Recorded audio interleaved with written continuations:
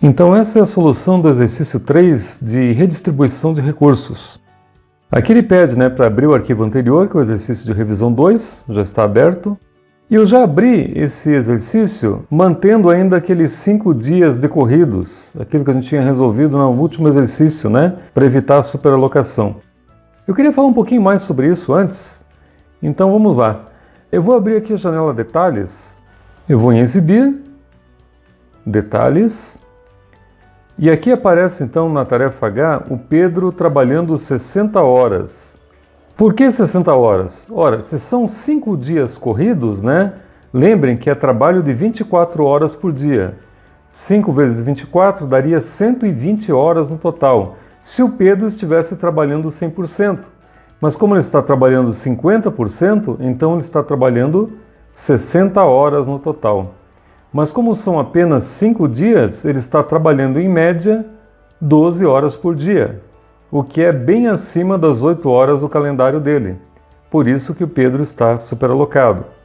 Então, só relembrando, quando você coloca dias decorridos, 24 horas de trabalho por dia, isso não se aplica ou não deve ser usado para pessoas, porque ninguém consegue trabalhar desse jeito, Mesmo o Pedro trabalhando apenas 50%, ainda assim daria 12 horas por dia, incluindo sábados e domingos, como a gente pode ver aqui no cronograma.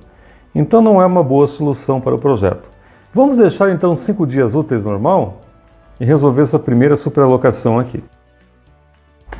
Ok, agora caiu para 20 horas. Por que 20 horas? Porque se são 5 dias úteis, cada dia útil, por padrão, ele tem 8 horas por dia de trabalho. É claro que você pode mudar isso também. Então 5 vezes 8 daria 40, mas como o Pedro está trabalhando 50% do tempo, deu 20 horas agora. Então agora está ok, a gente já resolveu essa primeira superalocação. Vamos ver o restante do exercício então?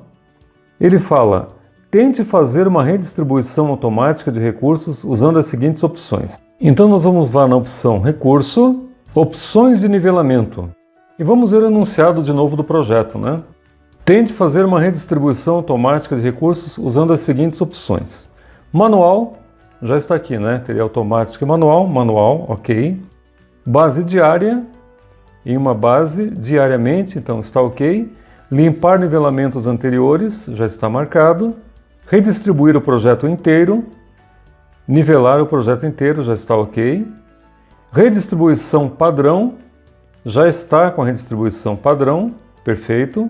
E todas as opções restantes desabilitadas. Todo o restante desabilitado. Ok, já está assim. Então podemos fazer o nivelamento de recursos, a opção Nivelar tudo. É só clicar aqui. Só que ele deu uma mensagem de erro, O Project não pode resolver a superalocação de Marcos, 23 de setembro de 21. Para continuar nivelando, clique em Ignorar. Então vamos ignorar. Mais uma. O Project não pode resolver a superalocação de Marcos no dia 24 de setembro. E a gente vai ignorar também. Olha o que aconteceu, pessoal. Ele resolveu quase todas as superalocações, com exceção do Marcos, que ele não resolveu 2 delas. Vamos entender por quê. Olha só, essa atividade do Marcos tem a seguinte restrição: não terminar depois do dia 24 de setembro. Então ela até foi respeitada, porque ela está terminando exatamente no dia 24 de setembro após a redistribuição. Mas existe uma outra atividade do Marcos que diz o seguinte: deve iniciar no dia 21 de setembro. Ora, se essa aqui não pode passar do dia 24 e essa deve começar no dia 21, então o Marcos vai ficar forçosamente superalocado durante esse período, se eu for obedecer as 2 restrições, como é o caso agora. Então o Project tentou primeiro obedecer as 2 restrições, mas ele percebeu que no caso do Marcos não tem como resolver a superalocação. Esse então, pessoal, é o problema quando você coloca restrições demais no cronograma. O Project não consegue te ajudar. As restrições tiram a flexibilidade. Vamos voltar ao enunciado do exercício? Ele pergunta assim, qual o problema que ocorreu e qual a causa desse problema? Já falamos, Teve 2 atividades do Marcos, que é a C e a F, em que não foi possível resolver a superalocação dele. E a causa é que as duas têm restrições que são incompatíveis, né? Que não permitem que o project resolva a superalocação. A parte 3 do exercício diz o seguinte: remova as restrições de todas as tarefas e repita o item 2. Então é o seguinte, tem duas tarefas aqui com restrição, né? Eu vou clicar na C primeiro, a gente vai em avançado e vamos tirar esse não terminar depois e colocar o mais breve possível. Ou seja, estamos removendo a restrição, né? Na prática. Pronto. E tem mais uma tarefa que tem restrição. Tarefa F. Vamos fazer a mesma coisa. Vamos tirar o deve iniciar em e vamos colocar o mais breve possível. Então, agora nenhuma das tarefas tem restrição. Vamos fazer o seguinte, nós vamos pedir para novamente nivelar tudo. Então a gente clica em nivelar tudo. Olha só que interessante, agora não temos mais nenhum recurso superalocado. O project conseguiu resolver o problema. Esse sinal de alerta que ele está dando aqui, ó, é porque tem uma tarefa com prazo final que foi ultrapassado. Essa tarefa D aqui, ó, tinha essa data como limite, né? E ela foi bem para frente. A gente terminou 2 semanas depois, praticamente, quando fez a redistribuição. Mas não tem nenhum recurso superalocado agora. É claro que o projeto foi lá para frente, né? Não existe milagre. Quando você tenta eliminar todas as superalocações do cronograma, acontece isso, né? Eventualmente o teu cronograma estica e não tem jeito. Mas pelo menos o problema foi resolvido. Ele pede para salvar o projeto com o nome de exercício de revisão 3. Vamos fazer isso então. Arquivo, salvar como. Eu vou salvar na minha pasta Project. E é só dar o nome, né?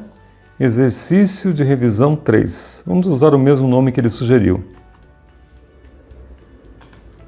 Já está até aqui, nivelamento de recursos, só vou tirar essa extensão aqui que não é a mesma. Ok, vou salvar. Pronto, exercício de revisão 3, nivelamentos de recursos. Perfeito.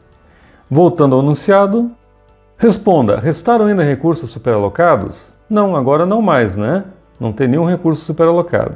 Quais as tarefas que fazem parte da corrente crítica? Marque-as em vermelho no gráfico de Gantt. Vamos lá então. Quais são as tarefas críticas? Algumas já estão marcadas, né? Porque a gente já tinha colocado aqui, ó, só lembrando, formato tarefas críticas. Então, automaticamente o project já reconheceu algumas tarefas como críticas, mas não todas, né? Isso é interessante. Vamos ver as que ele marcou e por que ele marcou. Olha, essa tarefa aqui com certeza é crítica, né? Porque não tem folga. Se atrasar ela, atrasa a data final do projeto. Então aqui não tem dúvida. Lembram que existe uma latência aqui, ó, de 5 dias? Esse caminho aqui que contém a latência também faz parte do caminho crítico.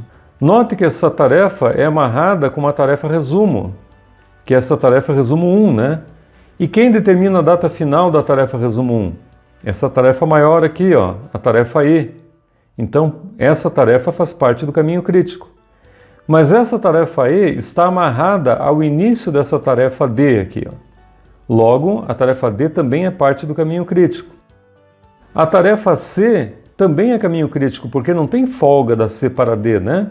Esses 2 dias aqui que aparece é o fim de semana, então não conta. E a tarefa B também é crítica, porque não há folga da tarefa B para a tarefa C. E aí vem uma pergunta, né? Mas professor, e agora? Qual que é a tarefa crítica se eu continuar retornando no cronograma? Olha, na verdade é o seguinte, ó, o Marcos está nessa tarefa aqui e também está nessa tarefa aqui. Logicamente, não há uma ligação entre as duas. Não existe uma dependência da tarefa A com a tarefa F, essa outra tarefa do Marcos. Mas o recurso é o mesmo. O Marcos está trabalhando aqui e também está trabalhando aqui. Logo, se o Marcos atrasar a tarefa F, ele também vai atrasar o começo da tarefa A e vai acabar empurrando o projeto todo para frente. Então, por isso, essa tarefa é crítica. Não por causa da não existência de folgas, mas porque o recurso é o mesmo. Por isso a gente chama, nesse caso, não de caminho crítico, a gente chama de corrente crítica. Quando a gente faz uma análise de corrente crítica, a gente está analisando não somente a falta de folgas, né, ou a ausência de folgas, como também a questão de recursos.